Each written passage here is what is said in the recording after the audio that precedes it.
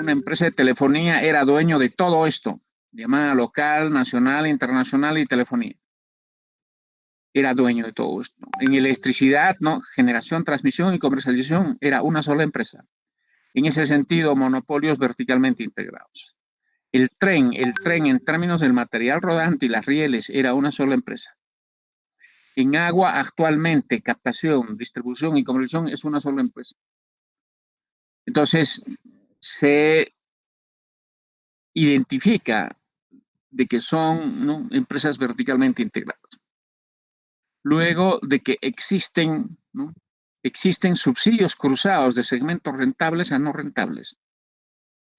Y existen segmentos competitivos y segmentos monopolios naturales. Los segmentos rentables eran los segmentos competitivos. Y los no rentables o mal administrados eran los segmentos de monopolio natural. Entonces, ¿eso qué significa? Que, por ejemplo, en telefonía, llamada nacional e internacional eran rentables. Y donde había ineficiencia es en llamadas locales. Entonces, lo rentable de llamadas nacionales e internacionales subsidiaba la ineficiencia en llamada local. Y allí donde ya manejaban telefonía móvil, también esto era bastante rentable. Entonces, llamadas nacionales e internacionales y telefonía móvil eran segmentos rentables que subsidiaban ineficiencias en las llamadas locales para el caso de telefonía. En electricidad, ¿no?, el segmento rentable es generación, y subsidiaba las ineficiencias de transmisión y comercialización, ¿no?, cuando eran una sola empresa. En el caso del tren, ¿no?, lo rentable era ¿no?, la locomotora y vagones, y subsidiaba las ineficiencias del mantenimiento, conservación y ampliación de rieles, cuando era monopolio integrado. Actualmente, en el caso del agua, por favor, ¿no?, es rentable captación y tratamiento y se subsidia las ineficiencias de distribución, o sea, lo de las tuberías, ¿no?, y las ventas o instalación de medidores, ¿no?, cuando se conecta a los domicilios con el servicio. Entonces, esas eran las observaciones de subsidios cruzados, ¿no?, subsidios cruzados. Y el tema de segmentos competitivos y de monopolio natural. Luego se prescribe de que hay que generar competencia en segmentos competitivos, ¿no? Para esto, por favor, acá en esta vista, en telefonía, ¿no?, llamada nacional e internacional, segmento competitivo. Telefonía móvil, segmento competitivo. Les quiero decir algunas cosas de lo que es generar competencia en segmentos competitivos. En el Perú, por ejemplo, la Telefónica es dueño de casi el 100% de teléfonos fijos y está conectado en el mundo con todos los teléfonos fijos del mundo. Y luego en telefonía móvil tiene Movistar, ¿no?, y está conectado, ¿no?, al mundo con todos los teléfonos fijos del Perú y del mundo, además de los celulares, ¿no?, de casi todo el mundo. Pero ¿qué es lo que ocurre? Por ley se le impide que Telefónica sea la única que haga el servicio de llamadas nacionales e internacionales. Y entonces se le ha obligado a alquilar su base de datos. Y en base a acceso a su base de datos hay otras empresas que te hacen el servicio de conexión de llamada nacional e internacional. O sea, competencia. Las empresas que entran naturalmente pagan un alquiler, una especie de alquiler o tráfico. Señores, construir una economía de mercado no es fácil. Como muchos creen, ¿no? Libre mercado, sálvese quien pueda, ¿no? El pez grande se come al pez chiquito, ¿no? Frases de ignorantes, ¿no? Da vergüenza escuchar y conversar con ellos. Lo que es fácil sí es tomar el poder y a punta de metralleta, decirle a la gente qué come, qué trabaja, cómo se viste, si es que hay pan y si es que hay vestido. Eso sí es fácil, pero respetar la naturaleza humana y organizar reglas de juego que permitan su comportamiento óptimo, eso no es fácil. como se van a ir dando cuenta hacia adelante cuando sigamos viendo cómo establecer políticas públicas para un buen funcionamiento de los mercados. Ustedes no saben toda la historia de Telefónica impidiendo, saboteando las leyes que fomentan competencia desde OCIPTEL. OCIPTEL ha hecho un gran trabajo en ese sentido. Se opusieron a alquilar su base de datos, se opusieron a interconectarse con Claro. Claro fue el primer competidor, pero por ley, ¿no? Y ese es el trabajo de OCIPTEL, ¿no? Se obligó a que todas las empresas estén interconectadas. El que tiene celular de Claro, ¿no? Tiene todo el derecho a comunicarse con el Movistar y viceversa. El que tiene Claro tiene todo el derecho de llamar a un teléfono fijo que maneja Telefónica. Y el que tiene un número de Movistar y quiere migrar a Claro tiene todo el derecho de irse con su propio número, portabilidad numérica. Miren todo lo que hay que hacer, ¿no? Para construir competencia, mercado. Y entonces espero que se estén dando cuenta de las funciones, ¿no? Estas importantes funciones, ¿no? De las reguladoras, ¿no? Atraer competencia, eliminar barreras, vigilar la calidad, resolver controversias, negociar cargos fijos, etcétera. Estas reguladoras son las que, ¿no? El diseño y la propuesta neoclásica, ¿no? Para que en todo el mundo se haya generado inversión privada y una gran ampliación de cobertura de servicios tan importantes como comunicación, luz, transporte, agua, etcétera. ¿Ok? Entonces, en telefonía, segmento competitivo, llamada nacional e internacional y telefonía. Monopolio natural, o sea, basta una sola empresa, ¿no? Llamadas locales. En electricidad, ¿no? Generación, ¿no? Segmento competitivo y transmisión y comercialización, monopolio natural. Señores, ¿de qué manera? A ver, voy a,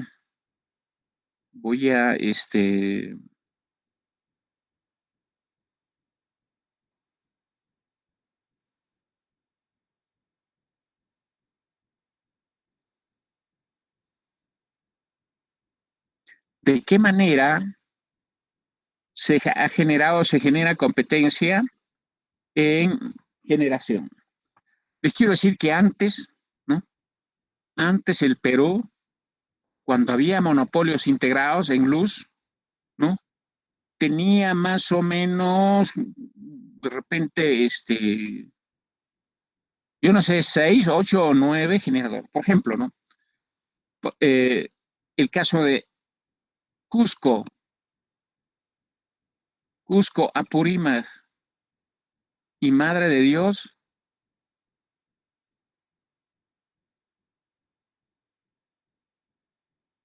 ¿no?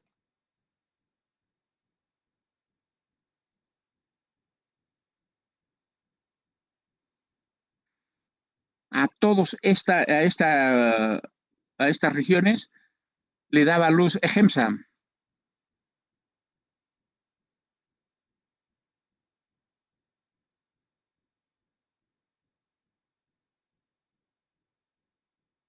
EGEMSA. Entonces, a Puno y no sé quién les daba, a Puno creo que era Sangabán.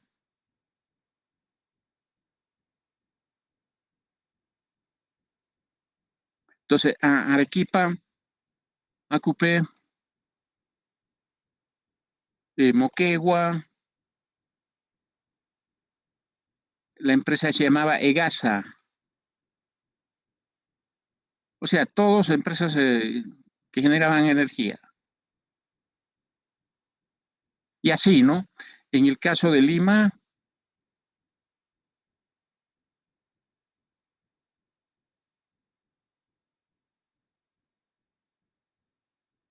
no me acuerdo el nombre de Lima, pero por ejemplo, el Mantaro, ¿no? Central Hidroeléctrica del Mantaro.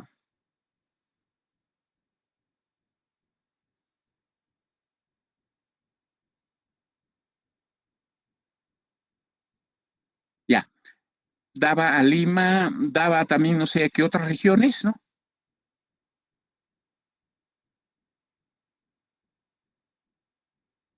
Entonces había, mira, monopolios naturales con su mercadito, monopolios naturales con su mercadito. ¿Qué ha pasado con la nueva, ¿no? Con la revolución teórica que se hizo desde la economía neoclásica, se obligó, se obligó a que estén interconectados, así que ahora todos están interconectados.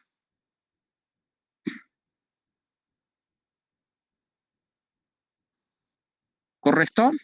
¿Qué quiere decir eso? Que todas las centrales hidroeléctricas botan su energía a todo el Perú. Y luego ya a través de los contratos específicos, ¿no? Se sabe a quiénes están vendiendo. Se sabe a quiénes están vendiendo. Entonces, si alguien, ¿no? Cualquier persona, cualquier empresa, ¿no? Hace su nueva central hidroeléctrica, construye su nueva central hidroeléctrica o incluso térmica, que antes era petróleo y ahora es a gas natural, ¿no? Entonces, igualmente, este bota toda su energía al mismo mercado.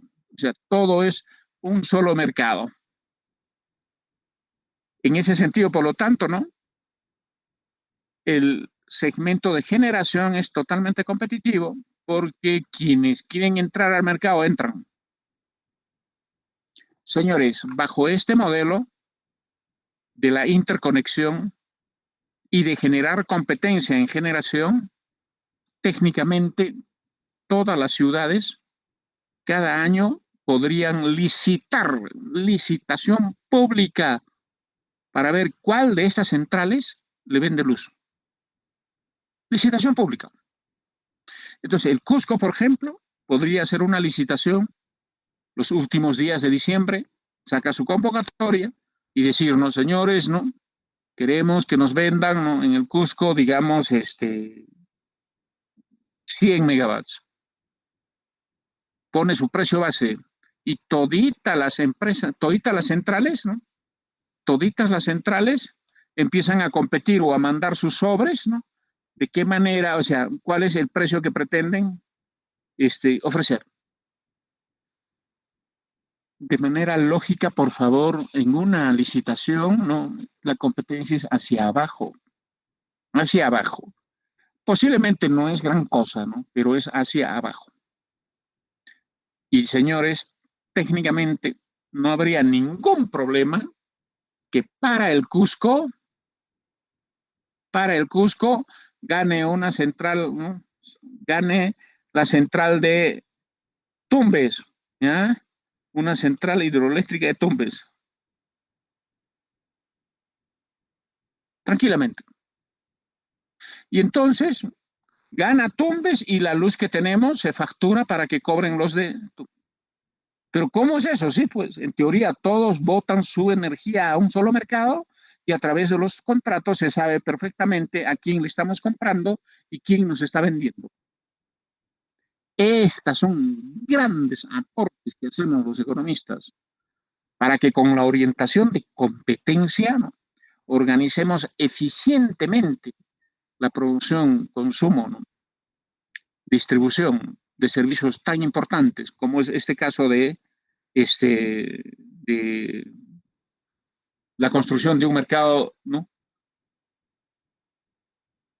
De energía, se podría decir, ¿no? De energía pues, en el Perú. Entonces, se están dando, espero que se den cuenta de las virtudes, ¿no?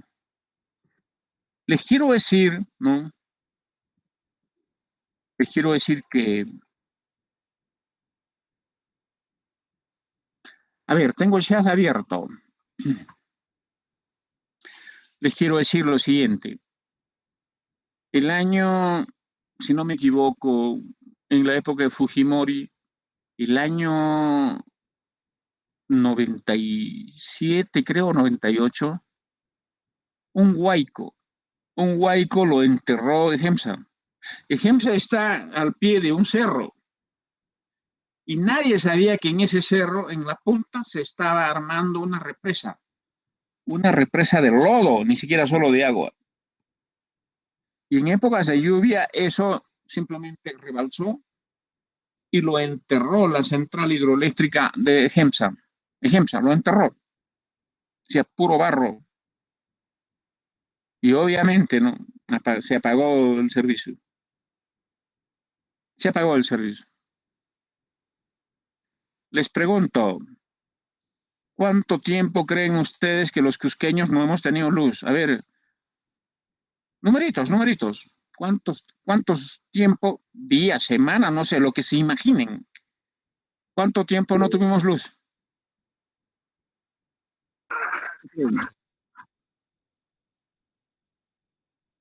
A ver, les leo, tengo el chat abierto. Una semana, dice Giancarlo. 2 semanas, Mónica. Un mes, dice Rolando.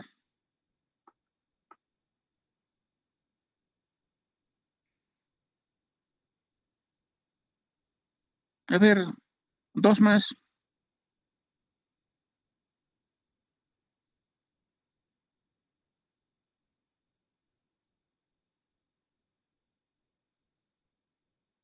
Bueno, ¿saben cuánto tiempo no tuvimos luz? Media hora. ¿Saben por qué? Porque inmediatamente nos empezamos a comprarle luz a Puno, a Sangabán. Es como un enchufe, pues. Estoy con un enchufe, no digamos, planchando, y luego ya no hay luz. Entonces tengo otro enchufe al lado. Esa es la interconexión. Y por lo tanto, con este sistema jamás va a haber ninguna ciudad, ¿no?, que deje de tener luz cuando su proveedor entre en problemas. ¿Por qué? Porque solo cambio de enchufe. Entonces, son las formas, ¿no? Esta es la gran revolución que hemos hecho, ¿no? En lo que todos creíamos que basta solo una empresa. Sí, pues, para beneficiarnos, ¿no?, de costos marginales bajos cuando se aumenta la producción. Ya, pues, naturalmente un monopolio, ¿no?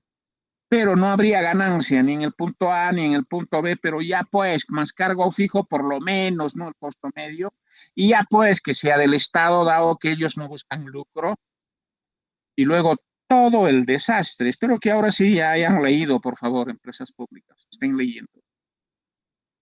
Hasta que dijimos no, y hemos hecho esa radiografía a los monopolios naturales, ¿ya?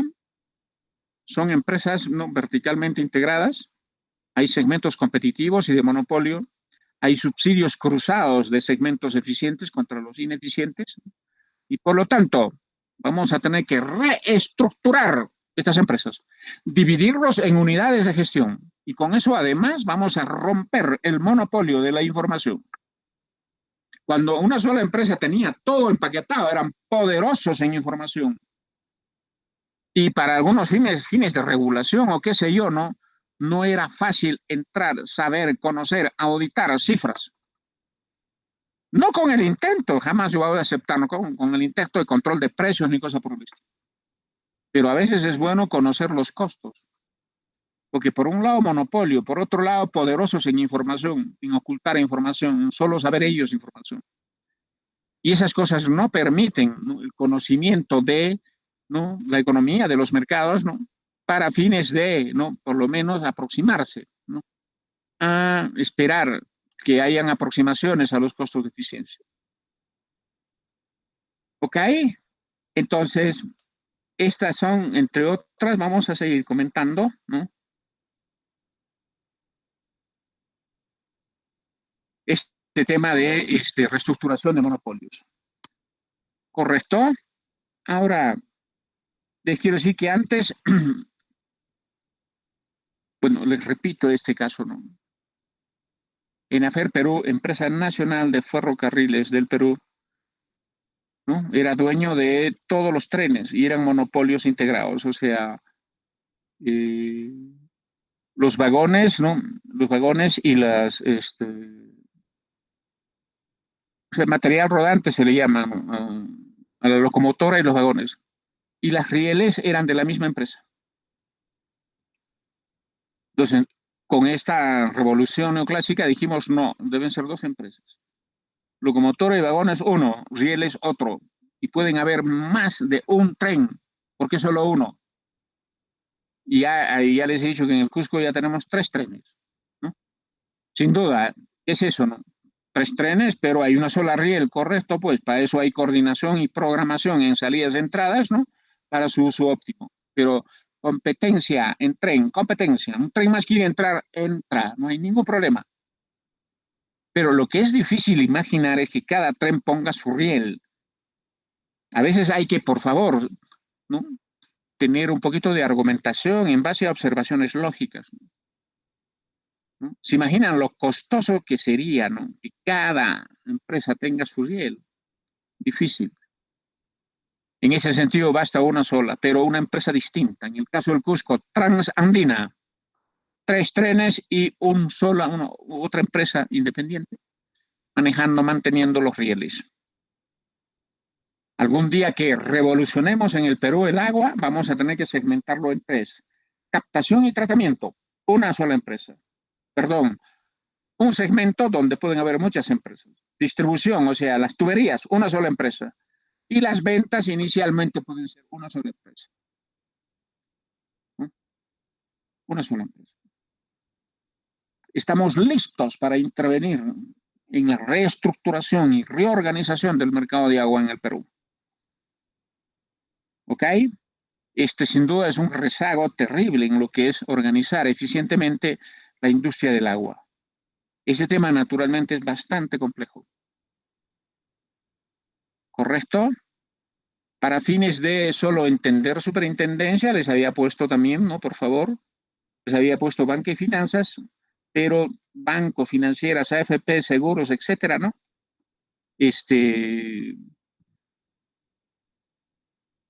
Todos son competitivos. Hay competencia en bancos, hay competencia en financieras, en AFPs, en seguros, en cajas municipales, en cajas rurales, etcétera. Pero la superintendencia hace una labor importantísima, importantísima. Cuando veamos crisis, ¿no? Desempleo, inflación y crisis, voy a comentar un poco algunas labores importantes de la superintendencia. ¿Correcto? Entonces, volvamos. Ahora sí,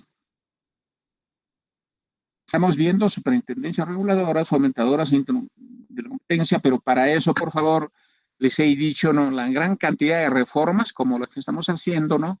Y su estructuración en términos de, primero, dividirlos en segmentos, identificar competencia, monopolios naturales, ponerle una institución supervisora, reguladora que tenga estas funciones y entonces tenemos bien claro la atracción de inmensa cantidad de inversiones privadas para mejorar la cobertura del servicio, de estos servicios tan esenciales. Antes de continuar con los 3 últimos temas, quiero contarles, ¿no? Este asunto de la reestructuración de monopolios, ¿no? En este sentido, de segmentos competitivos, monopolio natural y empresas distintas. Quiero comentarles el caso, por favor, el caso del gas de Camisea. Distinguidos, los economistas y en economía estamos en contra de todo lo que son exoneraciones tributarias, de manera general. En el Perú no hay exoneración tributaria a las grandes empresas, como se comenta, salen algunos memes ahí de gente ignorante.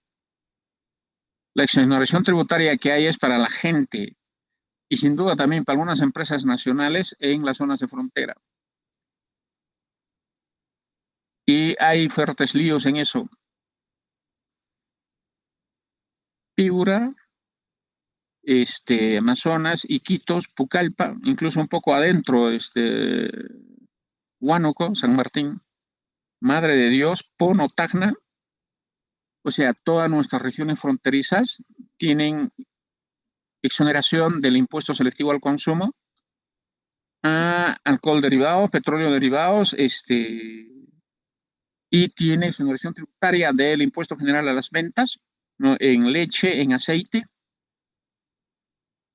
La idea con que se ha establecido eso es de que son regiones muy difíciles, muy distantes y que no pueden ser igualadas con regiones muy tranquilas, muy bien servidas como el interior del país. Y hace años tenemos esas exoneraciones. Cualquiera diría de que los precios de los bienes en esas regiones son baratos. Falso, absolutamente falso. Incluso es mucho más. ¿Ya? Los que conocen un poquito Maldonado, ¿no? Saben, por ejemplo, de que una carrerita en moto es 2 soles, una local, ¿no? En Pucallpa, ¿no? Igualmente, ¿no? Un cholo taxi, también tienen ese mototaxi, allí hay mototaxi, ¿no? Es dependiendo la distancia, pero en promedio es 3 soles. Y los pocos buses que hay, ¿no? Los pocos buses, el pasaje entero, hoy ya debe estar en 1,50 soles. Aquí en el Cusco, los transportistas pagan impuesto selectivo al consumo, que es la mitad del precio. O sea, si usted tiene carrito y compra gasolina a 12 soles, el impuesto selectivo al consumo es 6 soles. 6 soles. Entonces, con gasolina de 12 soles, nuestros buses nos dan el servicio por 1 sol. En Pucallpa, la gasolina es de 6 soles y el pasaje es 1,50 soles. ¿Ya? El pan cuesta un poco más caro que el Cusco, ¿no? O sea, no hay ningún beneficio en precio a los consumidores, ninguno. Y lo que ha pasado es de que como son fronterizas, se han armado mafias, la mafia del petróleo, la mafia de la gasolina, la mafia de la leche, la mafia del aceite. ¿Qué es eso? Empresas que compran sin impuestos selectivo al consumo y o generar a las ventas y lo venden en el mercado negro de los países no colindantes. Esas son las mafias. Alguna vez ustedes van a leer de que supuestamente Maldonado es la población mejor alimentada. ¿Y por qué dicen eso? Porque las cifras de ventas de leche en Maldonado son altísimas para poca población. Entonces, el total de ventas de leche lo dividen entre población y ocurre que ellos no toman, creo, 1 galón de leche al día. Y eso es absurdo. Primero, es cierto que esa cantidad de leche se transa allí, pero 2/3 se van a Brasil, a precio negro, a precio de contrabando. Por lo tanto, esa exoneración que no beneficia a la población, ¿no? Varias veces ya se ha tratado de desmontar. Es tan fuerte, ¿no? La creencia de la gente que sin esos impuestos la vida sería más caro, que sin esas exoneraciones la vida sería más caro, ¿no? Ni el propio Fujimori pudo desmantelarlos. ¿Por qué? Porque esas mafias rápidamente invierten en prensa, en los dirigentes y hacen terribles paros para oponerse. Pero no es cierto que beneficie a la población. Entonces, la propuesta que se tiene allí es por qué no se desmantela, pero con una condición, que lo que se capta se quede en la región. Entonces, por ejemplo, desmantelamos en Pucallpa esos impuestos, empezamos a cobrar y que se queden para Pucallpa. Y entonces tendría más carreteras, escuelas, postas médicas, etc. Un poco ya se ha aplicado en San Martín. En la región de San Martín lograron aceptar las autoridades y dirigentes esa propuesta. Y gradualmente la han ido implementando, ¿no? Y se espera que hayan mejorado su recaudación y sus servicios. No, nunca he tenido ocasión alguna vez de leer un estudio de caso específico de evaluación, de desmantelar esas exoneraciones, reteniendo los impuestos para la región y se espera que se traduzca en un mejor gasto, ¿no? Público y ojalá de calidad, ¿no? Para la misma. Entonces, eso es lo que pasa. Miren, les quiero decir algo. Pucallpa tiene 500,000 habitantes, creo. Y Arequipa ya está por los 2 millones de habitantes. Pucallpa tiene más empresas de transporte interprovincial que Arequipa. Y muchos dicen, pero ¿cómo puede ser eso? Sí, ese es pues el tema de la ley de exoneración de, ¿no?, impuestos a la gasolina y el petróleo. Pucallpa tiene más empresas de transporte interprovincial que Arequipa. O sea, una ciudad de 500,000 tiene más empresas de transporte que una de 2 millones. ¿Cómo se explica? que se han ido empresas ahí a constituirse, ¿no? Cada media hora salen con 5 pasajeros, pero son buses con 2 niveles. En el primer nivel, repleto de gasolina exonerada de impuestos, o sea, de gasolina de 6 soles. Y solo con eso está justificado la existencia de esa empresa. ¿Por qué? Porque lo meten y desde Huánuco ya lo venden esa gasolina al precio de mercado, o es abastecimiento de sus otras empresas en el Perú. Esas son las formas incorrectas, ineficientes, mafiosas, corruptas de utilizar la exoneración de impuestos, especialmente que hacen las empresas, sin ningún beneficio para los consumidores, que era la idea, esa era la idea de que se beneficie, ¿no?, a la población que vive en circunstancias un poco difíciles. Porque es cierto que al menos en las fronteras hacia la selva, ¿no?, en la selva son bastante difíciles las condiciones de vida y trabajo. Muy bien. Dejando en claro, por lo tanto, de que no hay exoneraciones ni a las mineras, ni a las, ni a Plus Petro, ni a nadie, ¿no? Lo que ellos tienen es, por favor, es estabilidad tributaria. ¿Qué es estabilidad tributaria? Para inversiones superiores a 10, 15, 20, 30 años, ¿no?, cuando un inversionista hace sus costos, ¿no?, ¿qué costos hace? Dicen, a ver, ¿cuántos trabajadores? Planilla. ¿Cuánto de tasa de interés voy a pagar? Tanto, ¿no es cierto? ¿Cuánto de suministros voy a comprar? Tanto. ¿Cuánto de alquileres? Tanto. Y luego falta un dato, impuestos.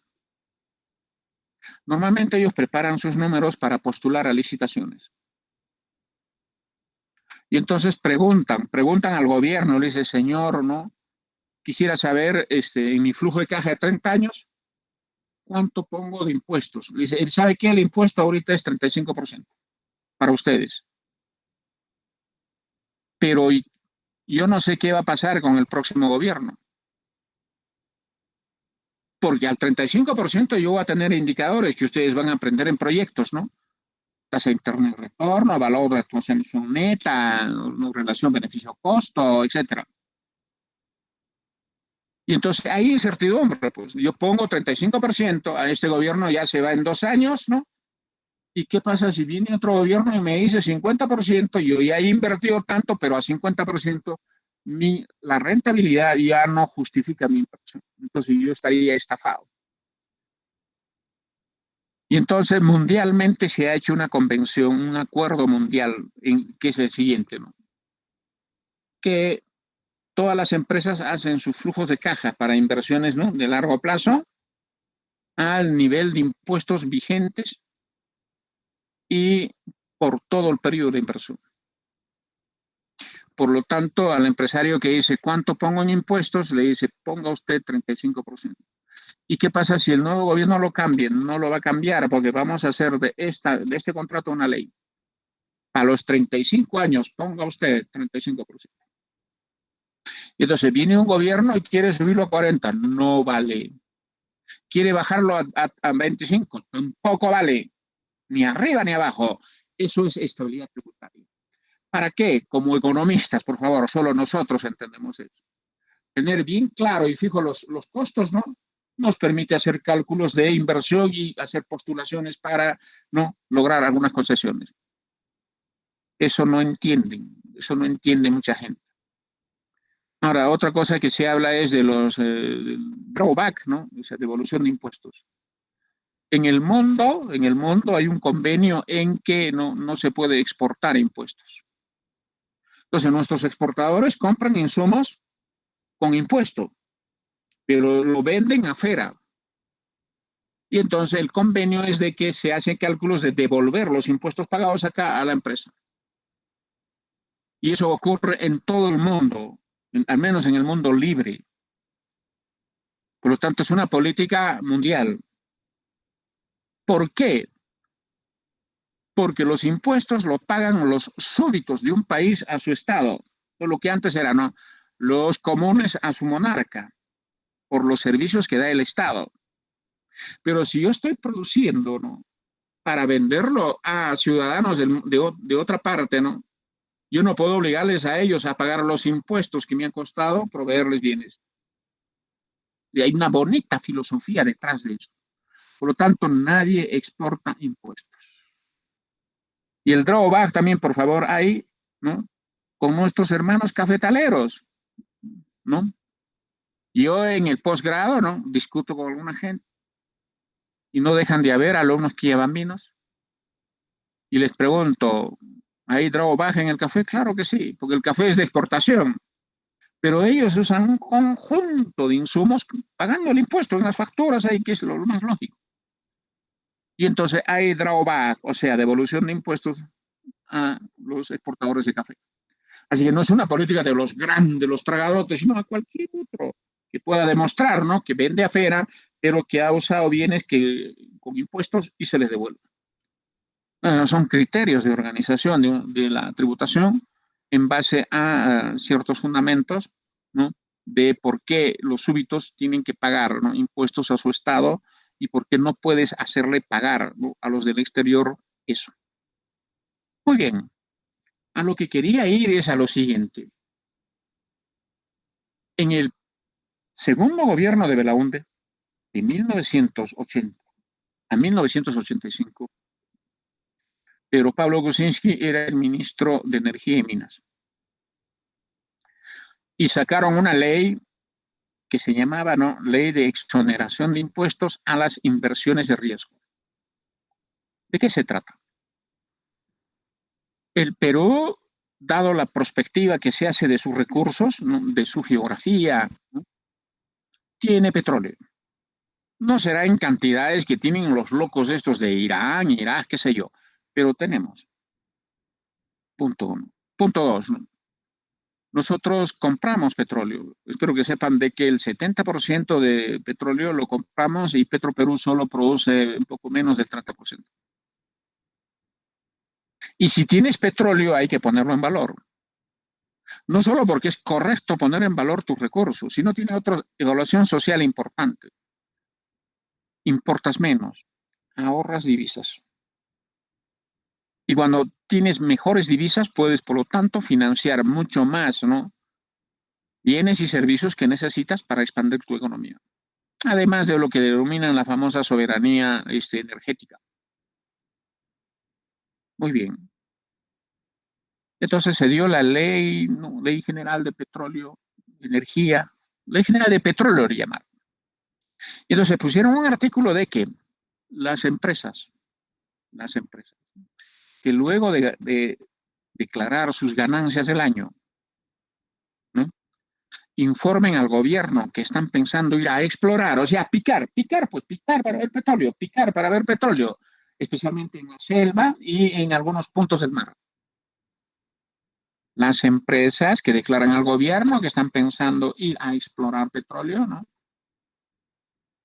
Por el monto de sus utilidades que va a ir a picar, será exoneración tributaria.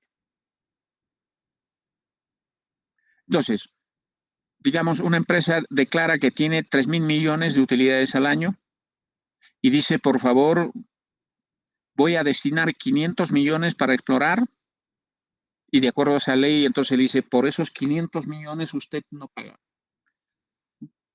El impuesto que pagan ellos es 35%.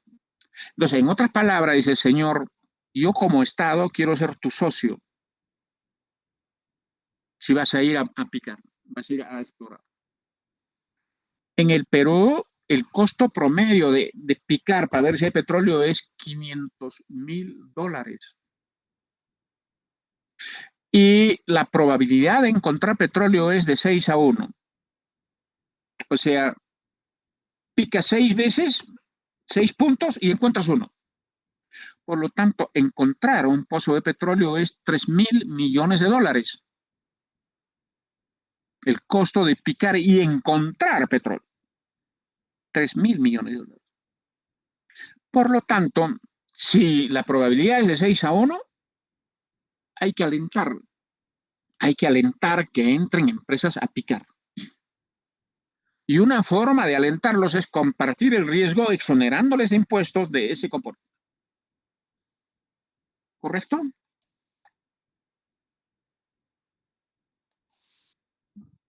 Entonces, se da la ley. En el Perú teníamos a la Shell, una empresa petrolera Shell, que se puso a picar, incentivada por esa ley. Y ocurre que viene por acá, por Camisea, y en vez de encontrar petróleo, encuentra gas. El gas de Camisea. La ley se dio en la época de Belaúnde y la Shell encontró gas en el primer gobierno de Alan García. Primero, una noticia mundial, una alegría para el Perú de tener gas, porque es altamente rentable y beneficiosa en todo sentido, ¿no? Por los impuestos y el canon para el Perú, sus regiones, ¿no? Por la cantidad de divisas que podemos traer, por el insumo básico para una posible industria petroquímica, etcétera. Y se armó una discusión. Alan García, pese a que era estatista, ignorante en economía, destructor, ¿no? Increíblemente ordenó que inmediatamente se inicie el proceso de instalación, ¿no? de el gasoducto para empezar la producción. Pues. Y entonces, dado que fue un hecho político nacional, yo en ese entonces era idiota, o sea, era un izquierdista. Todos los idiotas del Perú nos levantamos pidiendo que eso lo haga la empresa pública, o sea, Petroperú, que no sea licitación para capital extranjero. Y por lo tanto proponíamos, ¿no?, de que se le expropie la inversión a la Shell, pase a Petroperú y que Petroperú sea el que produzca para que todos los beneficios sean, ¿no?, del Perú. Pero le hemos hecho unos mítines y lo hemos derrotado a Alan García. Y sin duda hay que tener vergüenza de haber hecho eso, porque nos comportamos simplemente, ¿no?, como los, se podría decir, ¿no?, atrasadores del sueño del desarrollo del Perú. Les quiero decir que el gas de Camisea empezó su producción en el año 2002 más o menos, pero desde Fujimori se pasaron como 6, 7 años para resolver el diseño del que quiero hablarles, ¿no?, empezar la producción, qué sé yo. Y desde el 2002 a la fecha, la evaluación en impuestos en canon del gas es inmenso. Traducido eso en carreteras, escuelas, colegios, además del robo, ¿no?, de los alcaldes y de los gobiernos regionales del canon. Pero son fuentes de financiamiento del desarrollo. ¿Qué hubiera pasado si no el 2002, sino el año, ¿no?, a lo mucho, el año 90, hubiera empezado la producción de gas? Entonces hubiéramos tenido 12 años más de recaudación y de beneficios, ¿no? Y seguro que hubiéramos estado mejor, obviamente, ¿no?, en escuelas, carreteras, qué sé yo, asociado al financiamiento, ¿no? Entonces, haberse opuesto a que eso se haga vía empresa pública, vía empresa privada, ¿no?, o una propuesta de ignorantes de creer de que la empresa pública es eficiente, lo podían, ¿no?, es comportarse como el verdugo del desarrollo. Yo cuando recuerdo, sin duda, jovencito, ¿no?, da vergüenza haber participado en ese tipo de hechos. Verdugos, destructores, ¿no?, del progreso y el desarrollo del Perú. Muy bien. Derrotado a Alan García, entra Fujimori. Y Fujimori inmediatamente ordena de que, ¿no?, de que se ponga ya, ¿no?, se haga una programación de la producción de gas en términos de qué empresa, cómo, etcétera. Y sabrán de que Fujimori cambió el modelo económico. E inmediatamente, por favor, antes una empresa de petróleo o de gas era monopolio natural. ¿Qué quiere decir? Que el dueño, o sea, la misma empresa producía, la misma empresa tenía el oleoducto o el gasoducto, o sea, la tubería, y la misma empresa lo vendía. Monopolio natural integrado. Pero como Fujimori cambió el modelo económico, básicamente por el trabajo de Carlos Boloña y todo su equipo, ¿no?, inmediatamente se adoptó esta reforma que les he comentado. Y entonces llamó a la Shell y les dijo, señores, ¿no? Mi gobierno va a reconocer vuestra inversión y por favor prepárense a encargarse de la producción de gas. Pero va a ser otra empresa la que transporta y va a ser otra empresa la que vende. Los de la Shell movieron cielo y tierra para que Fujimori les dé el monopolio integrado de la producción de gas. Cielo y tierra, ¿no? Y entonces Fujimori, no, es más raro, Boloña, a través de Boloña, o Fujimori y Boloña, como quieran, les dijeron, señores, estamos adoptando en el país una economía de mercado y por lo tanto nosotros no podemos promover monopolios. Darles todo es monopolio integrado y eso choca con la filosofía de la economía de competencia. Ustedes no pueden quejarse de que les estamos quitando nada. Son dueños, son los que deben encargarse de la producción y déjennos a nosotros licitar, ¿no?, a la empresa que se encargará del gaseoducto y luego licitar a la empresa que se encargará de las ventas. Señores, de esto he escrito un artículo. La Shell evaluó, dada su evaluación, sin duda quedó claro lo siguiente. Uno, no le estábamos expropiando nada. Le estábamos reconociendo lo que es para ellos la producción. Pero ellos querían todo. Yo no sé a qué nivel de evaluación habrán llegado, pero comunicaron a Fujimori diciéndole que se retiran. Que se retiran. Regalándonos todita su inversión por haber encontrado el gas en el Perú. No podían pedirnos justiprecio, indemnización, ni podían denunciarnos. Porque nítidamente desde el punto de vista legal y nítidamente desde el punto de vista de la economía de mercado, no le estábamos ni le hemos quitado nada.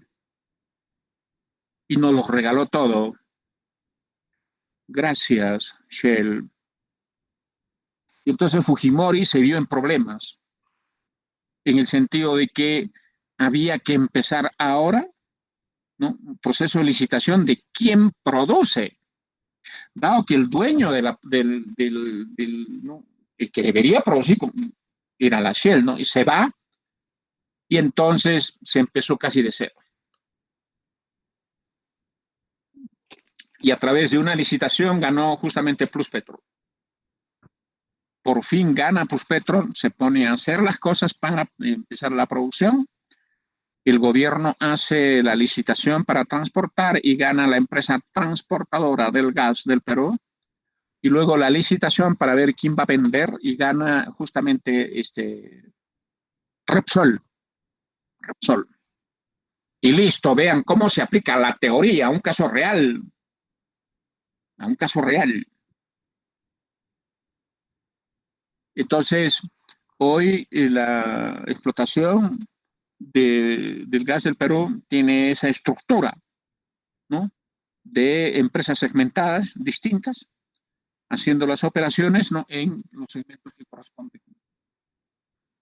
La idea es de que cuando un monopolio integrado lo dividimos, lo reestructuramos, lo que queremos son gestiones independientes.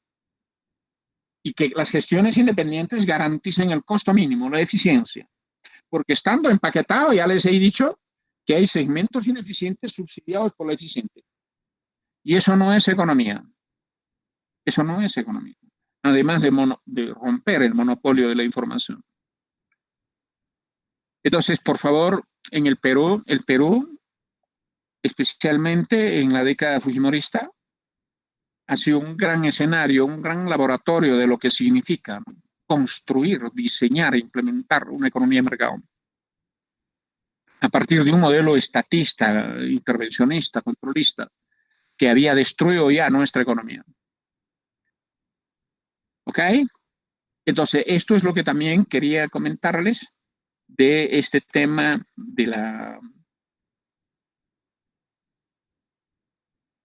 políticas públicas antimonopolio y cómo se necesita de instituciones, de autoridades, de procedimientos, de normas para construir efectivamente una economía competitiva. Muy bien, a ver si me hacen recordar, a ver, Erika, a ver si me hacen recordar, ¿no? Al terminar esto, que les explique cómo se hace la negociación de los cargos fijos y o de algunas tarifas en condiciones, el caso, por ejemplo, de Telefónica, etcétera. O sea, ¿cómo se garantiza la utilidad para que haya inversión privada en condiciones de monopolio natural cuando en su versión clásica, o sea, integrada, visiblemente no es factible? Muy bien, vamos ahora a lo que es eliminar, ¿no? Eliminar, ¿no? Barreras legales y geográficas a la entrada del mercado. Distinguidos, para esto voy a, este, voy a utilizar, voy a hablarles de varios casos. Primero, a ver, les quiero decir de que en el Cusco, vamos a hablar del transporte urbano.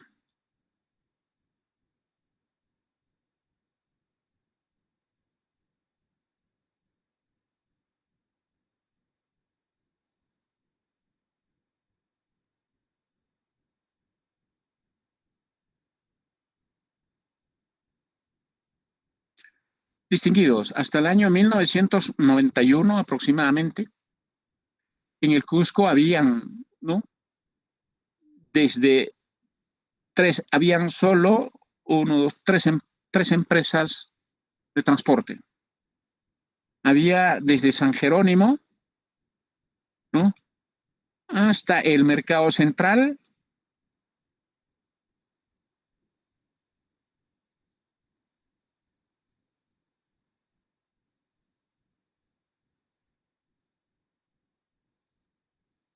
habían solo dos empresas,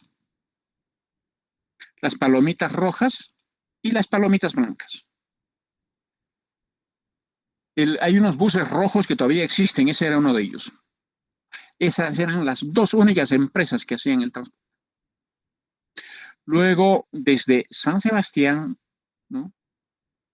Desde San Sebastián, ¿no? Igualmente, ¿no? Hasta el Mercado Central, ¿no? Había solo una empresa, las Palomitas Verdes.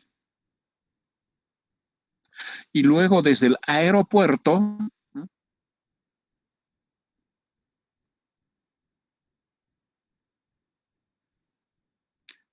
Desde el aeropuerto, ¿no? Hasta el Mercado Central había una sola empresa, las Palomitas Celestes. Por lo tanto, toda la ciudad del Cusco solo tenía cuatro empresas. Esto, desde el punto de vista de modelos de organización de mercados, es un cártel monopolístico. Esta ruta para estas dos empresas, esta ruta para una sola y esta ruta para una sola. Cártel monopolístico. Los cusqueños teníamos que ir temprano a nuestros paraderos y teníamos que ir temprano por dos razones.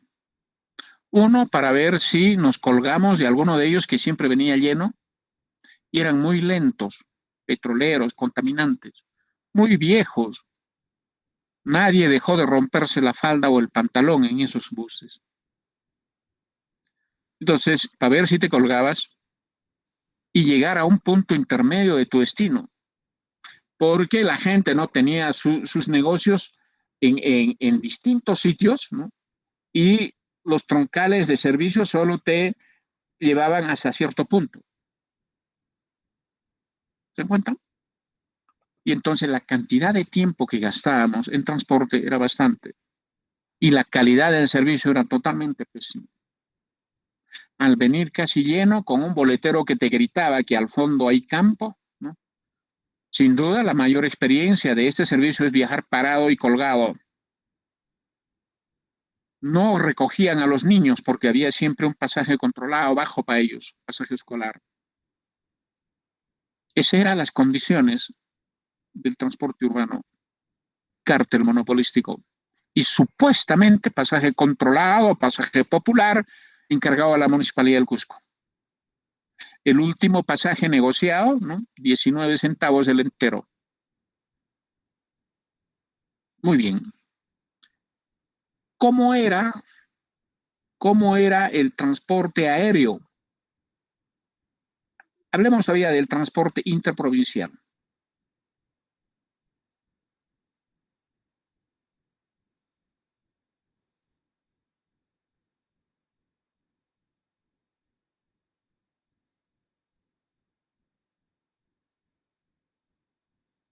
Entonces teníamos, ¿no? Cusco,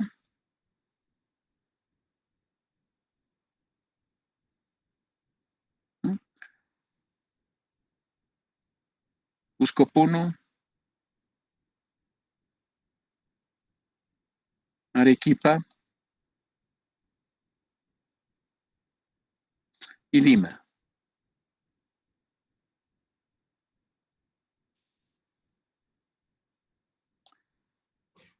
¿Ok?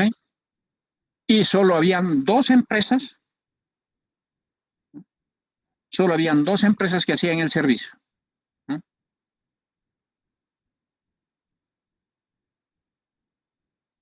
Solo dos empresas, ¿no?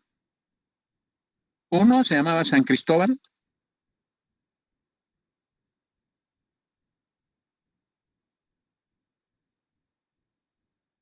y el otro se llamaba Carguamayo.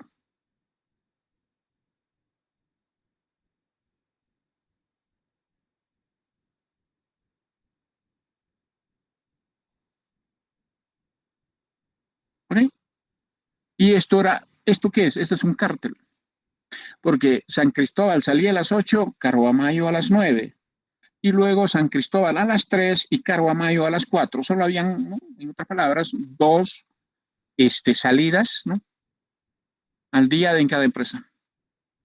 Si estabas apurado, tenías una urgencia, te decían, anda parado, alguien baja en Juliaca, ¿no?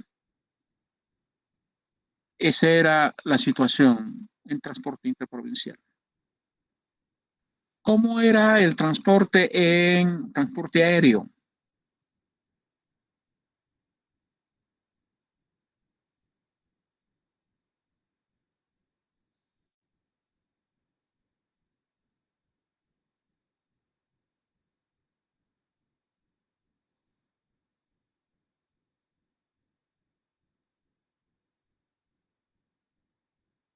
En transporte aéreo solo habían, ¿no?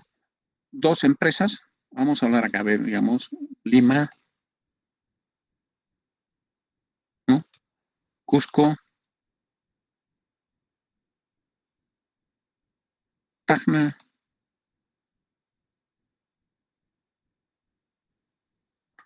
Tumbes.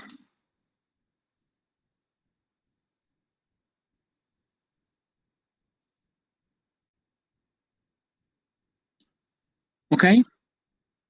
Entonces,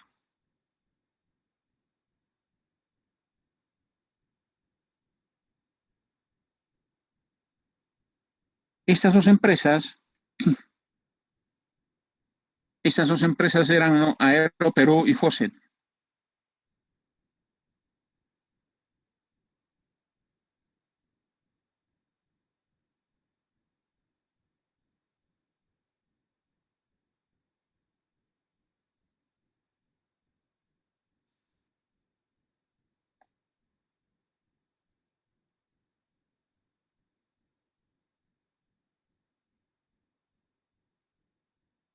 Aero Perú era casi totalmente estatal y Fosset era casi 55% estatal y participación privada minoritaria. Entonces, ¿qué es lo que ocurre, no? Fosset tenía, ¿no? Una carrera al Cusco, ¿no? Digamos a las 8 y Aero Perú otra carrerita al Cusco, ¿no?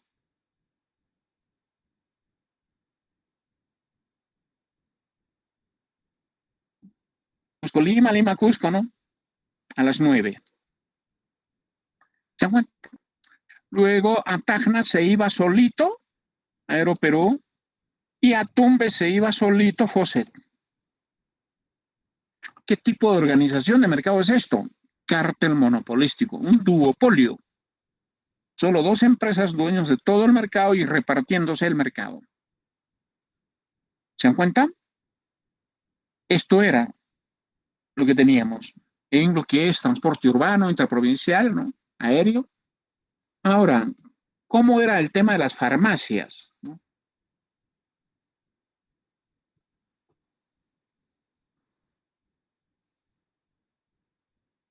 Las farmacias.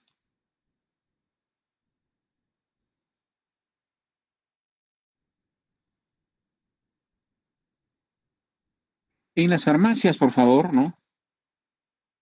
Cada 20 manzanas, una farmacia. A ver acá. Uno, dos, tres, cuatro, cinco.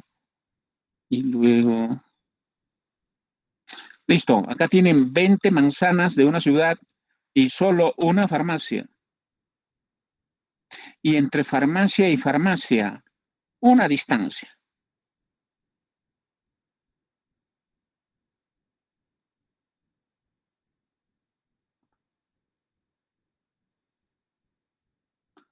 ¿Ok? Solo podían tener farmacia los que tienen el título de químico farmacéutico. Y listo. Una farmacia de 20 manzanas, una gran distancia entre cada uno de ellos. Luego, en las noches se turnaban, ¿no? En las noches se turnaban, ¿no?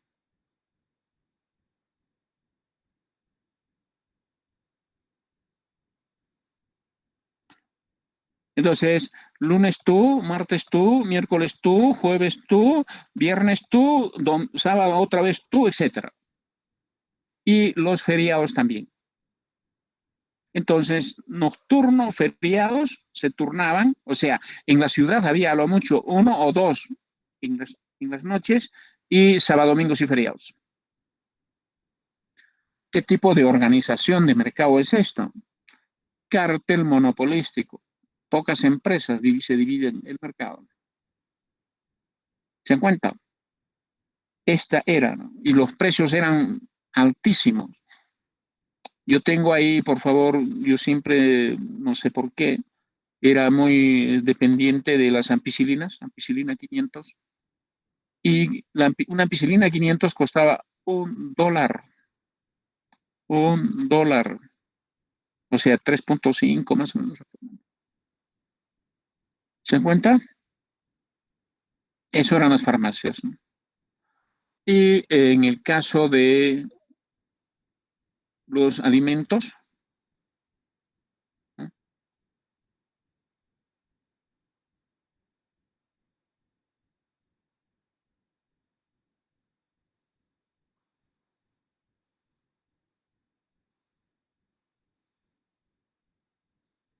En el caso de los alimentos, ¿no? Primero, por favor, había control de precios, ¿no? Y había una empresa casa que vendía arroz. Los peruanos solo teníamos arroz que vendía el Estado, empresa de comercialización de arroz, sociedad anónima. Arroz. Por favor, todo esto que les voy a comentar, espero que lo conversen con vuestros papás y especialmente con vuestros abuelitos. Muchos de ellos, les aseguro que llorando lo van a recordar. Luego teníamos otra empresa que se llamaba Ensi, ¿no? Ensi es el que vendía harina,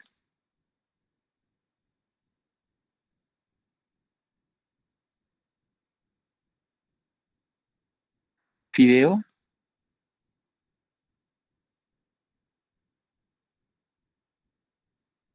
aceite,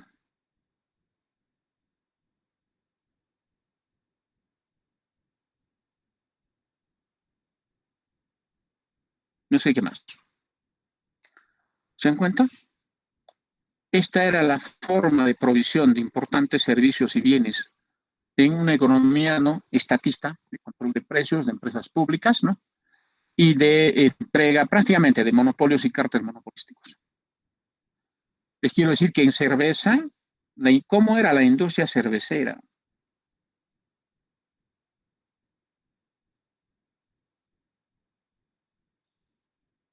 En cerveza había también otro cártel, ¿no? Donde teníamos más o menos lo siguiente, ¿no? Vamos a ver acá.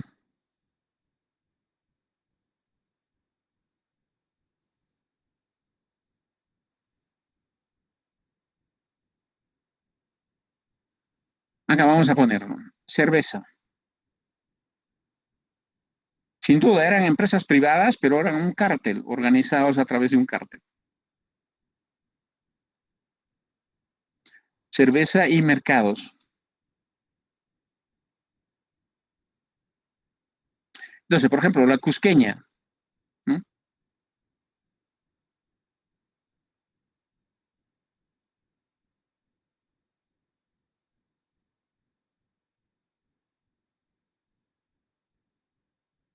La cusqueña solo podía vender en Cusco, Apurímac y Madre de Dios.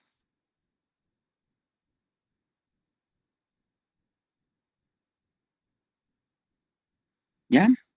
La Cristal y Pilsen,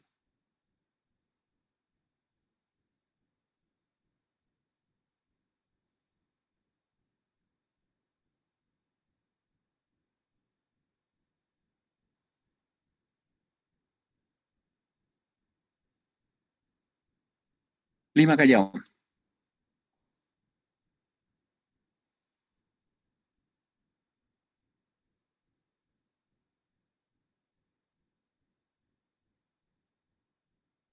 ¿Ok? Luego la Garza Real, cerveza Garza Real,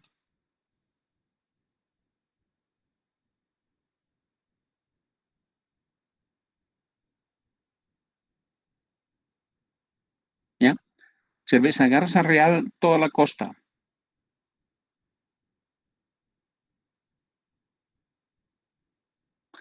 Luego la San Juan, ¿no? Cerveza San Juan, toda la selva.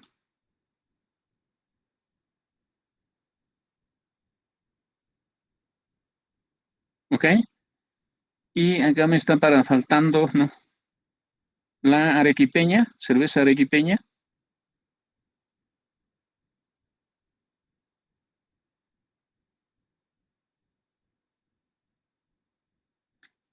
es Acupé, Arequipa,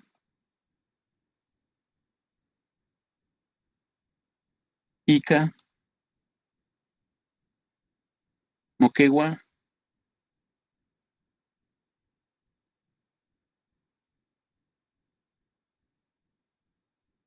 Puno y Tacna.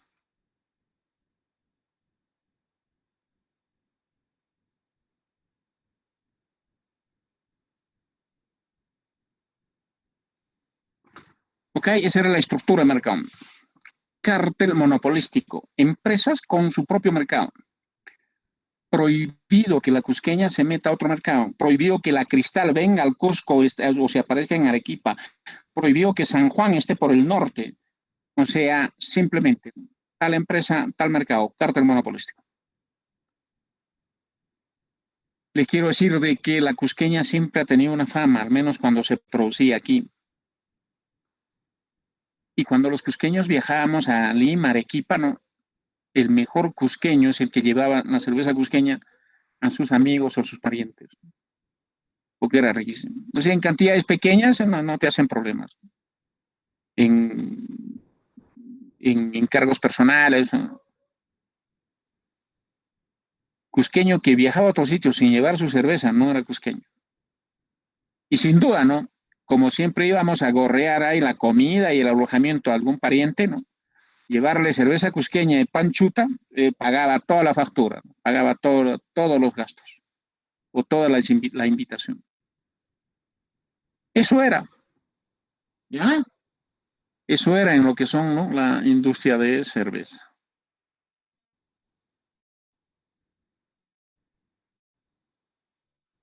Entre otros. Esa era la estructura. ¿Sí?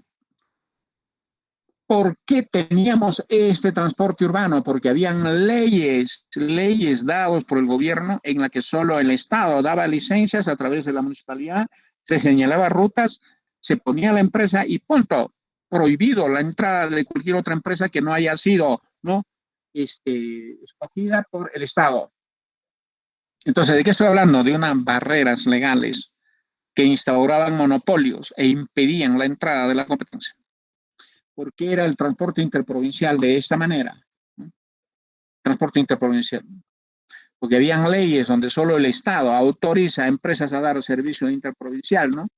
Y luego establecido, ¿no?, a los designados, ¿no?, prohibido la entrada de nuevas empresas, barreras a la entrada al mercado. Transporte aéreo, solo dos, además de que son declarados estratégicos, ¿no? Y listo, establecido las dos empresas públicas, nadie más entra. ¿No? Cártel monopolístico, barreras a la entrada al mercado. En las farmacias, por ley, solo químicos farmacéuticos con estos criterios de, ¿no?, ubicación y de repartija de mercados, ¿no? Cártel monopolístico.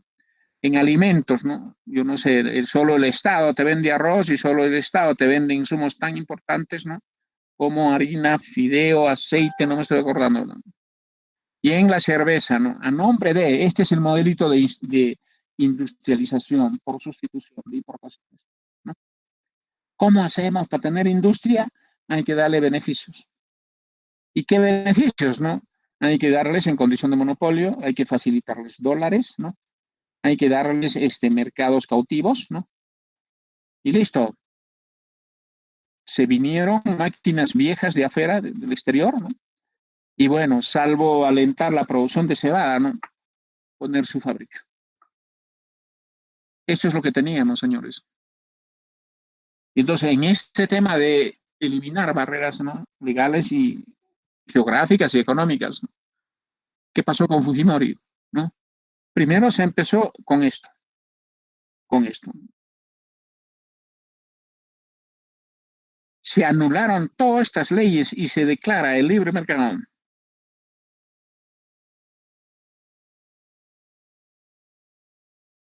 Libre mercado. Al día siguiente de la norma, las mamás dejaron de hacer cola para comprar esos productos, porque se hacía cola en la tienda del barrio, en los mercados, en los almacenes. Y al día siguiente la norma, los mercados repletos de todo tipo de marcas de estos alimentos y a menor precio que el que tenían. Y entonces, un gran salto en provisión, en calidad y naturalmente en confort y en bienestar en lo que es abastecimiento de alimentos. Libre mercado. ¿Ya? Inmediatamente en el tema de la cerveza, libre mercado.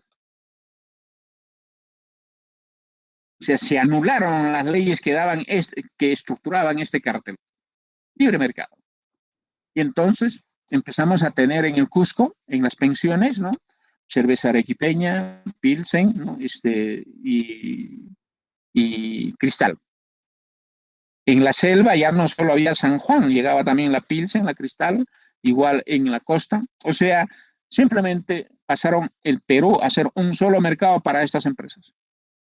Luego se autorizó la importación de cerveza, especialmente enlatada. Los primeros que entraron fueron la paseña.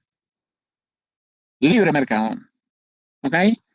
En transporte interprovincial, al igual que en libre mercado, se proclama, o sea, se anula todas las leyes que protegían a estos dos mercantilistas, ¿no?, y se proclama el libre mercado y empezaron a aparecerse empresas, ¿no?, en todo sitio, además de colectivos, taxis, buses, ¿no?, haciendo servicios, ¿no?, a Sicuani, a Juliaca, a Arequipa, ¿no?, a Ica, etcétera. Libre mercado. En transporte urbano, esto sí fue lo más curioso. Esto era muy delicado. A la población peruana era bueno primero hacerle un aprendizaje para que sepa qué es el libre mercado. aquí, el libre mercado aquí, el libre mercado aquí. Y entonces habían dos problemas todavía, ¿no? La gente, distinguidos, la gente creía, y todos los idiotas, y yo estaba dentro de ellos, ¿no?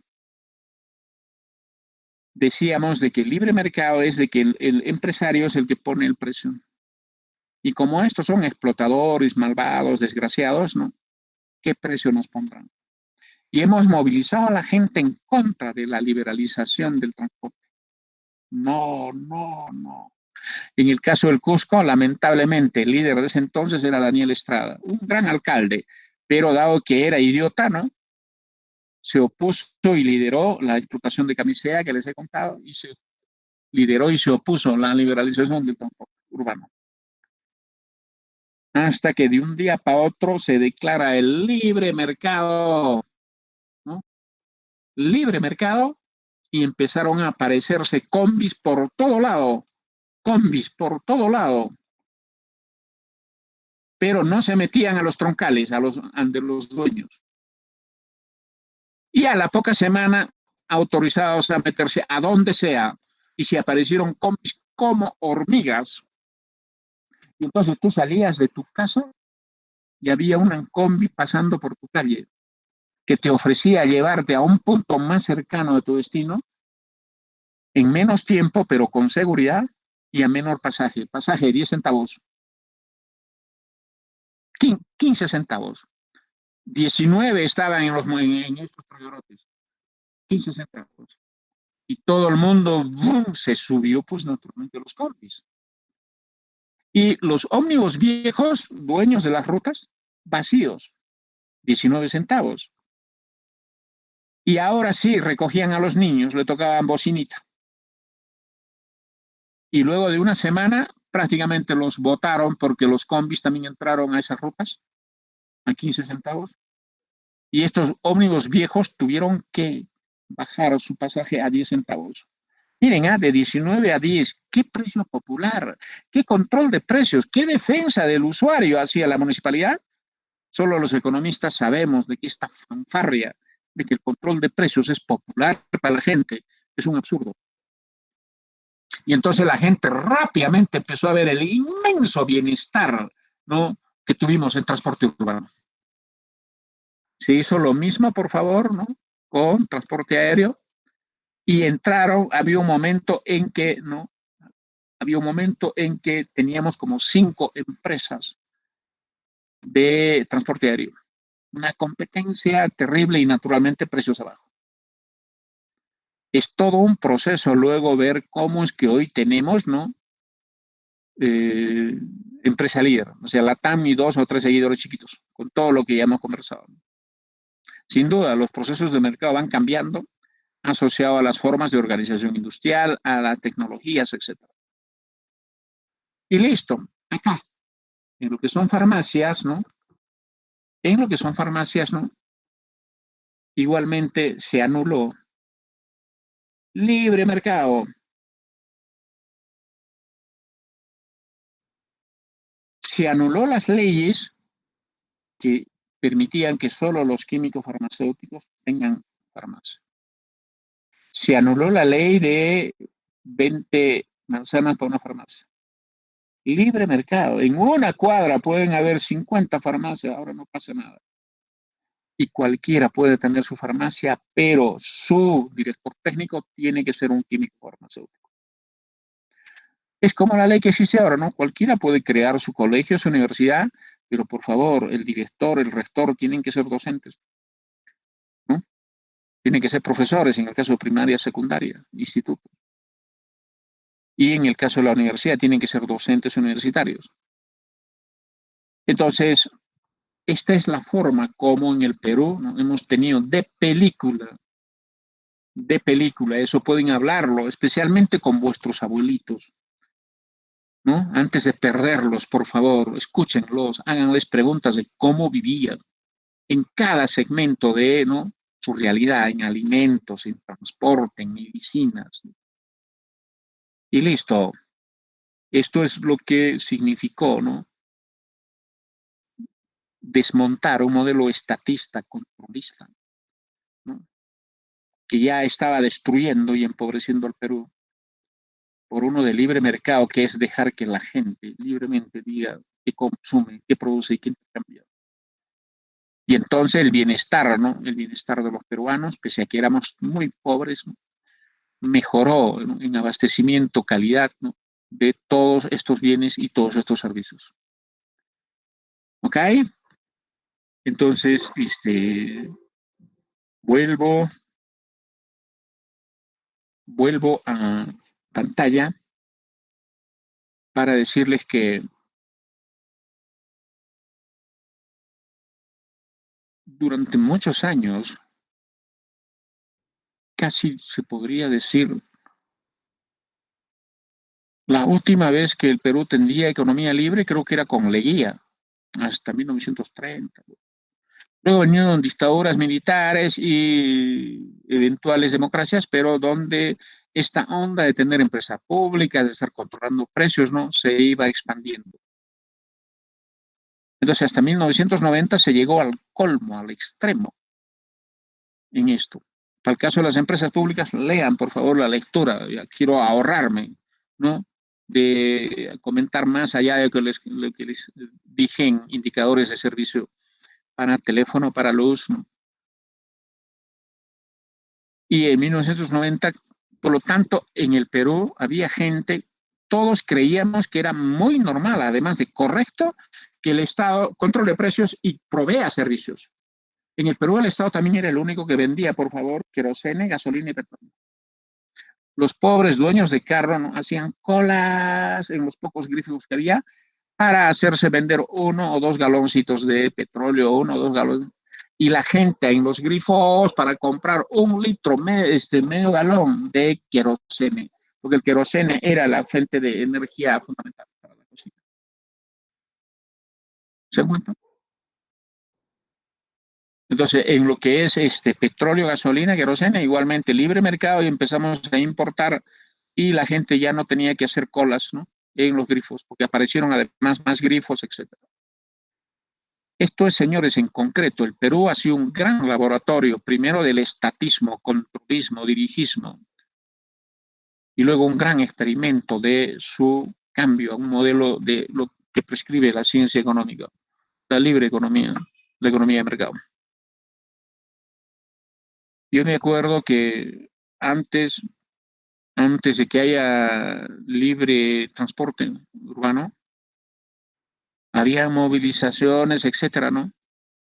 Yo,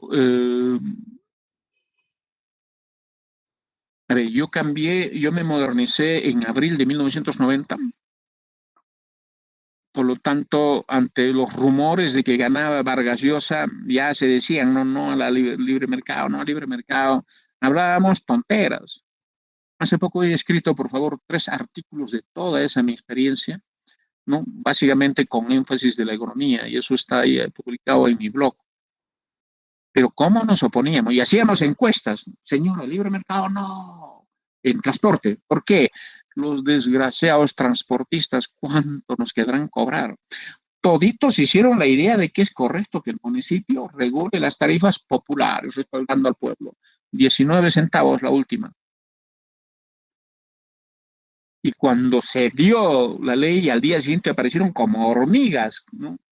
Combis y todo el mundo viajando feliz, más seguro y más rápido. A los 5 días se hicieron encuestas. Señora, ¿volvemos al control de precios? No, distinguidos. Las sociedades que nunca han conocido el libre mercado han creído, han crecido y han hecho de sus ideas toda una tradición de que el Estado debe estar en la economía, es benigno, controla precios a favor del usuario, poniendo en su sitio a los empresarios, etcétera. Y los economistas somos los únicos que decimos falso, todo lo contrario. Destruyen economías, hacen producir poquito, fomentan el contrabando, ponen monopolios, hay abuso a los usuarios y consumidores. Y en el Perú lo hemos demostrado, lo hemos demostrado. Para ya no hablar, por favor, sin duda en su momento voy a hablar sobre el tema de la inflación a través de la emisión inorgánica de dinero. Entonces, por favor, esto es lo que se tiene en este tema de políticas antimonopolio para este punto, pero quiero aprovechar estos 10 minutos antes de la lista para hablarles, ¿no? Para hablarles de, ¿no? Esto, por favor, eliminar barreras legales y geográficas a la entrada del mercado.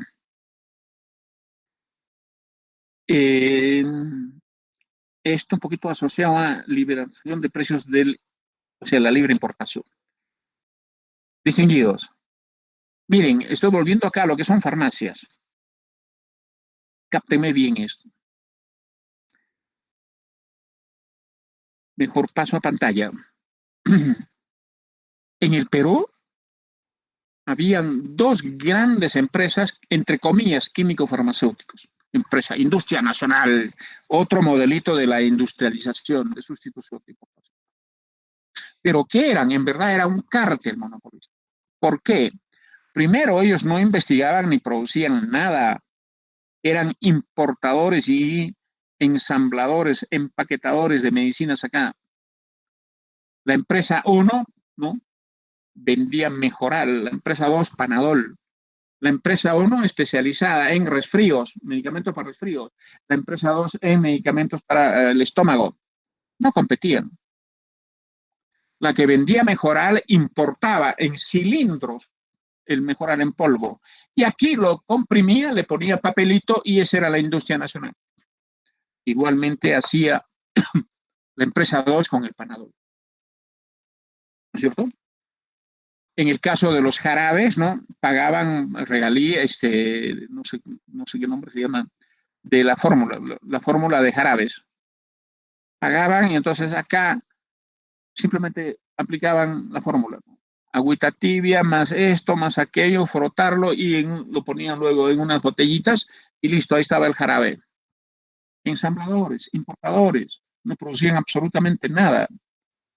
Distinguidos desde el punto de vista clásico e histórico, una industria es hija de la prosperidad, de la agricultura, de la ganadería. Porque con la prosperidad, al haber excedentes, ¿no? Luego de cubrir la demanda de alimentos de las familias, ¿no? Esas se industrializan. La industrialización de eso necesita de equipos, maquinarias que obliga a producir eso. Y, por lo tanto, la industria es hija de la prosperidad de la agricultura y tiene dos virtudes, eslabona hacia atrás y eslabona hacia adelante. ¿Se dan cuenta? Por ejemplo, producir caña de azúcar. Eslabona hacia atrás, por favor, fertilizantes, pesticidas, ¿no? Maquinaria, etcétera. Y eslabona hacia adelante con insumos para la industria de azúcar, chancaca, pisco, etcétera. Esas son algunas virtudes clásicas de la industria, al menos hasta casi finales del siglo XX. Pero cuando acá, ¿no? Se dice hay que tener industria para ser desarrollado, empiezo a dar leyes, criterios de monopolio, a regalarles dólar barato, a darles un banco específico para crédito chicha. Y entonces se vinieron grandes empresas con su chatarra a gozar de los dólares baratos, de la condición de monopolio, del préstamo barato y ponerse a vender lo que sea a la gente, porque en condiciones de monopolio lo tomas o lo dejas. Entonces, esas dos grandes, ¿no? Empresas, entre comillas, químico-farmacéuticas, eran eso, importadoras de su chatarra para producir y luego importadoras casi de todo lo que venden. Y solo acá hacían, ¿no? el comprimido, el empaquetadito, el embotelladito. ¿Y qué ocurre? Estos eran una familia.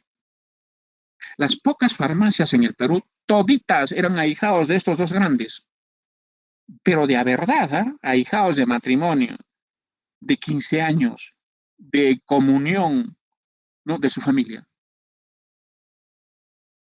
Era una necesidad para los de la farmacia. Me cuentan de que muchos han hecho bautizar 2, 3 veces a sus hijitos a estar bien con estos tragarotes, disculpen el término. Y entonces estos eran los que abastecían a las pocas farmacias. Y entonces cuando se declara el libre mercado, aparecieron farmacias por todo lado. Pero las nuevas farmacias solo tenían productos de tocador, tenían champú, tenían jaboncillo, dentríficos, ¿no? Pero no tenían medicamentos. ¿Qué es lo que ocurría? Habían dos problemas. Uno es de que estas dos grandes industrias farmacéuticas abastecían solo a sus ahijados y parecía que a una plena capacidad de producción. De tal suerte que si alguien le pedía, ¿no?, medicamentos, ya no tenían. O sea, producían solo para los ahijados y parece que a su capacidad máxima. Entonces viene el libre mercado, las nuevas farmacias van a decirle, véndeme medicinas, y decían, no tengo. En los mercados reales, por lo tanto, la proclamación del libre mercado era teórica. En la vida real no habían más farmacias compitiendo. Solo las antiguas, bien surtidas y trabajando, y todavía teniendo y manipulando precios. Y entonces le comunicaron a Carlos Boloña y le dijeron, doctor, en el mercado de medicamentos no está funcionando el libre mercado. Y entonces le explicaron, Carlos Boloña rápidamente se dio cuenta e inmediatamente proclamó la libre importación de medicinas. Y entonces, ahora sí, llegaba del exterior medicinas de marca, de mejor calidad y a más bajo precio, que se encargaron de surtir a las nuevas farmacias. Y con solo hecho, tumbaron a esta familia de los dos del cártel y sus ahijados, los tumbaron. Porque hasta los propios ahijados tuvieron que surtirse de mejor medicamento. Entonces, ahora sí, miren cómo eliminando, ¿no?, la barrera de no importación, terminamos recién haciendo funcionar un gran mercado que es el mercado de medicamentos. Les quiero decir de que la ampicilina bajó de 1 por dólar a 3 por dólar. ¿Se imagina mi alegría? De 1 por dólar a 3 por dólar. Ese es el recuerdo que tengo yo de cómo eran los precios, cómo era la organización en ese mercado. Pero para terminar, les quiero decir, el año 95 me fui a Chile a estudiar una maestría en políticas públicas, gracias al cual justamente enseño este curso y todo lo que espero, ¿no?, estar enseñándoles. Entonces, como yo siempre tenía problemas de resfrío, etcétera, me fui a una farmacia, no entendía todavía el tema de la moneda. Llego a la farmacia y les digo, ¿me puede vender una ampicilina? Y me dicen 500, o sea, 500 pesos.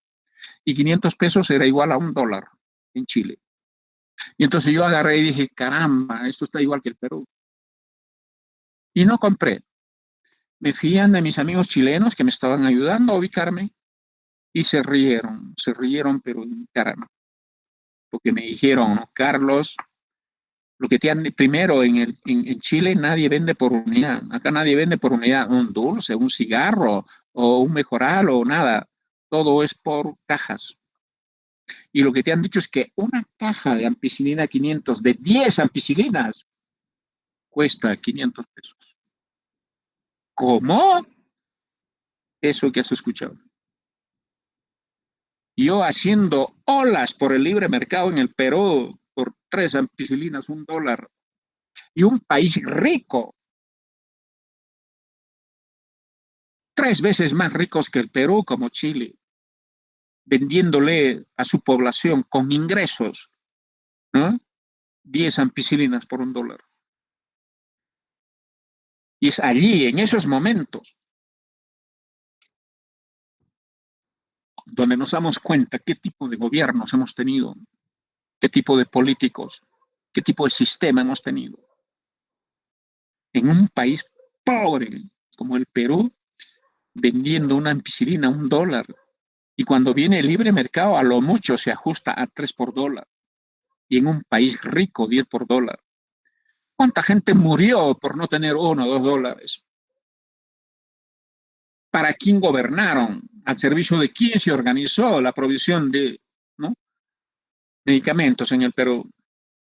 Y es ahí donde usted agarra odio a la clase política, a estos que han gobernado y destruido el Perú. Y es para admirarse. Simplemente para admirarse. El problema es que en Chile tenía ya tratado de libre comercio, o sea, compraventa, ¿no? Libre de Chile con muchos países del mundo y por lo tanto arancel cero. Y esa es la explicación de por qué venían medicamentos tan baratos para su gente. Pero miren pues a esos gobiernos que no están pensando en captar, ¿no? Tarifas, porque están pensando en hacer una provisión socialmente óptima de bienes tan esenciales para la salud como son los medicamentos, a través de un mercado competitivo donde cualquiera tiene su farmacia y un proceso de importación libre a cero tarifa para que los precios sean lo más competitivos posible. Entonces, esta es la experiencia que tengo para contarles este tema de ¿no? la libre importación, si es que no la competencia interna no garantiza los beneficios del libre mercado, del libre mercado. En este tema de farmacias, por favor, sean más cuidadosos cuando hablen con vuestros papás o vuestros abuelitos, porque seguramente recuerdan la muerte de algunos, de muchos de sus parientes y amigos, ¿no? Por lo costoso, ¿no? De estos medicamentos, por lo dificultoso de proveerse. ¿Ok? Me sobran algunos puntos que espero desarrollarlo, por favor, el jueves, ¿no? Y con esto, por favor, ¿no? Dejo a Erika controlar el tema de la asistencia. Erika, por favor, esta asistencia de hoy, con esta asistencia de hoy me mandas el cómputo para yo tener listo la segunda parcial, que estos días ya debo subirlo. Estos días voy a subir la primera y segunda parcial, así que ya me han enviado la lectura, ya me han enviado vuestros artículos, ¿no? Más el ranking de asistencia, estoy listo para tener la segunda nota. Así que, Erika, procede, por favor. Nos vemos el jueves, muchachos. Profe, buenos días.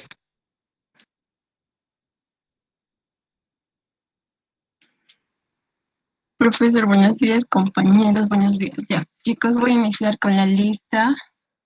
¿Se me escucha? Sí, se te escucha, Erika. Ya. Álvaro Toledo. Presente, Erika. Presente. Llamade. Anco Quispe. Presente, Luz. Alquiyemer. Auca Yanawi. Presente, Eri. Ok, Flor. Bolívar Turpo Abraham.